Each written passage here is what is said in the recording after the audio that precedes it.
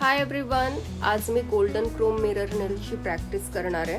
मी अजून बिगिनर आहे, त्यामुळे मला जेवढं नॉलेज आहे तेवढं मी तुमच्यासोबत शेअर करायचा प्रयत्न करेल. सुरुवातीला नेल्स अप्लाय करून घेतले आणि नेल फाईलच्या मदतीने शेप दिली आणि ब्रश वापरून नेलवरील डस्ट क्लीन करून घेतली. आता डिहायड्रेटर अप्लाय करते. डिहायड्रेटर नेल प्लेटवरील एक्स्ट्रा मॉइश्चर आणि ऑइल रिमूव्ह करायला मदत करतो.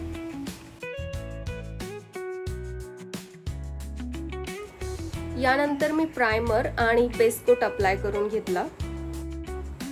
बेस कोट जेल पॉलिशसाठी स्मूथ बेस तयार करतो आणि यानंतर मी जेल पॉलिश अप्लाय करून घेणार आहे. इथे मी सिंगल कोट अप्लाय केलाय. काही शेड्समध्ये सिंगल कोट इनफ कव्हरेज देतो आणि सर्व नेल्सवर जेल पॉलिश अप्लाय केल्यानंतर मी 60 सेकंदासाठी क्युअर करून घेणार आहे. आता मी टॉप कोट अप्लाय करते. हा टॉप कोट मी फक्त 25 ते 30 सेकंद क्युअर करणार आहे. क्रोम ॲप्लिकेशन्समध्ये टॉप कोट पूर्ण क्युअर केला जात नाही.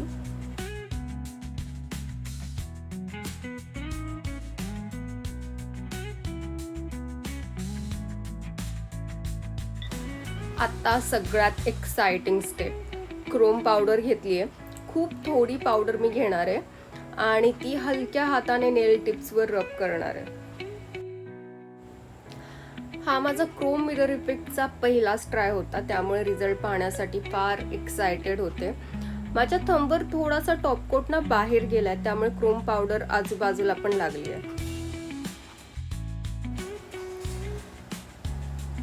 आता ब्रशच्या मदतीने एक्स्ट्रा पावडर क्लीन करून घेतली. क्रोम पावडर क्लीन केल्यानंतर पुन्हा टॉप कोट अप्लाय केला आणि यावेळेस मी नेल्स 60 सेकंदासाठी क्युअर करणार आहे.